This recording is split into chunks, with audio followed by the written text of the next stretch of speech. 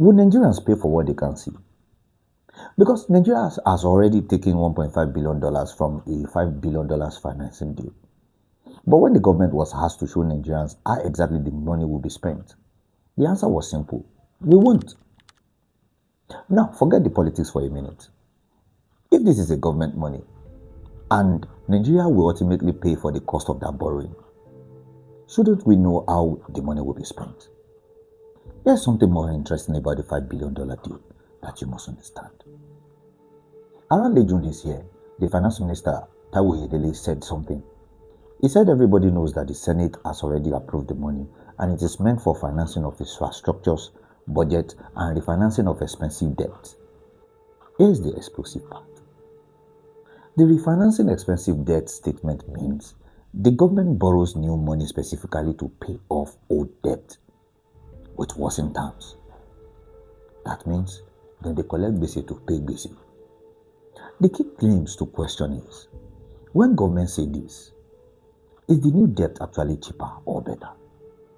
Does it genuinely retire the old debt, or does it just add to new debt and the old debt stays too? And the most important question is the refinancing being used to cover up a story for borrowing to fund something else? So here's what happens. That First Abu Dhabi Bank loan, its structure is a total return swap, or TSR. It's not a normal Euro bond. The National Assembly approved that facility on March 31st, 2026. So, why is everybody suddenly asking questions about this particular law? Let me explain. It's because Nigerian government said they will not publish the transaction breakdown on how that money will be spent. So, Taiwo Oyedele said the government spending will not be reported, but the particular facility doesn't actually need its own specific spending report. And that is why everybody began to ask these questions. Oyedele also compared it with other financing sources such as World Bank loan, Eurobond, and Sukuk. And to be fair, this doesn't mean that the government is saying it won't actually account for the spending at all. It's only saying that Nigerians should expect a separate report.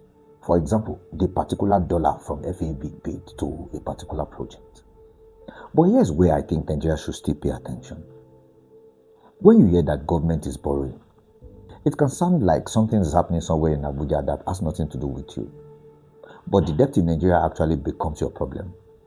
It's a public money. Because the government has to service and repay this obligation. This simply means the debt will affect your life at every level as a Nigerian. Now, let me be clear about this Abu Dhabi Bank loan and its structure in simple English. Government security as collateral. You understand? If you don't understand, if you want to borrow money from bank or anybody, you need to use a collateral. So the collateral our government is dropping is government security. And Nigeria does not simply borrow dollars and repay in fixed monthly installments like personal loan.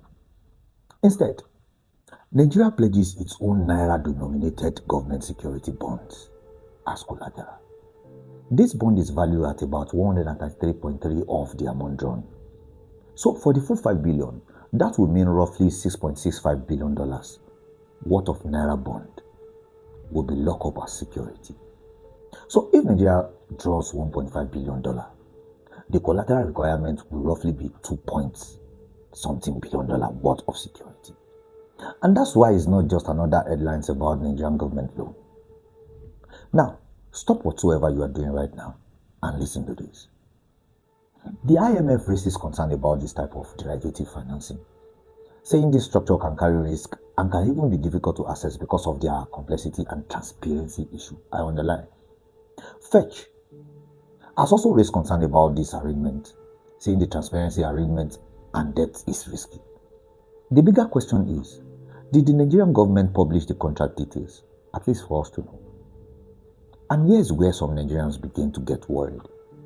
Because the full contract details, the fees, the precise termination clauses have not been fully published in anywhere. So let's put the pieces together.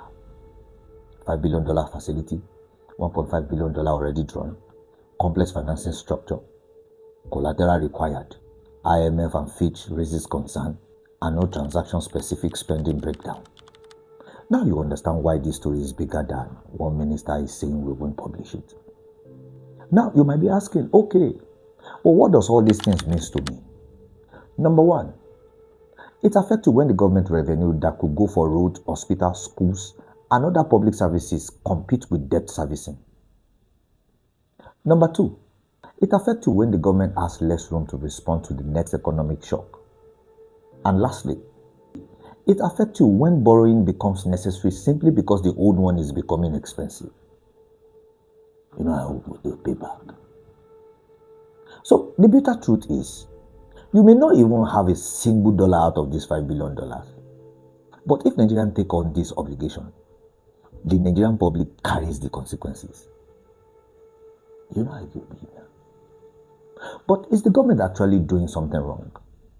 Does refusing to publish a transaction-specific spending breakdown automatically means that something illegal is happening? The answer is no. Because the facility went through state approval process and the National Assembly approved it. The government has already stated their purpose of borrowing this money, not that they just want to spend it anyhow.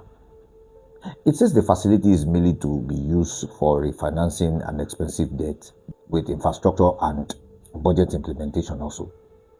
So the issue is not simply whether the government will be allowed to be borrowed, but the bigger question in this context is that whether Nigerians are getting enough information to properly understand the obligations they are about to carry in their names.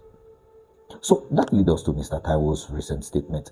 He said the Finance Ministry and the DMOs will publish the FAQ about these transactions. That is, the government is ready to welcome questions from Nigerians. So if the FAQ is published, will it give Nigerians the details on how much Nigerians actually drawn so far? Exactly what obligations has Nigerian taken on? What securities has been pledged? What is the total expected cost of this financing? How much money has been used for the debt refinancing, infrastructure and budget support? And how will Nigerians be able to track the use of this fund? So, will Nigerians pay for what they can see? I won't say the answer is yes or no, because Nigerians are not personally being handed the bill of $5 billion. But the government borrowing creates obligations that ultimately have to be serviced by public fund. And that is exactly why Nigerians should clearly understand why and where we are borrowing this money from. Not only that, what are we paying for? What are we putting up as security? And what this financing will ultimately cost? Perhaps, if the debt belongs to Nigeria, accountability shouldn't stop at the door of government. So, I want to know what you think. Should the government publish a specific breakdown of how $5 billion facility is being used? Or is the minister right that normal government spending reports is not enough? Tell me what you think in the comments. I read everything. See you in the next one.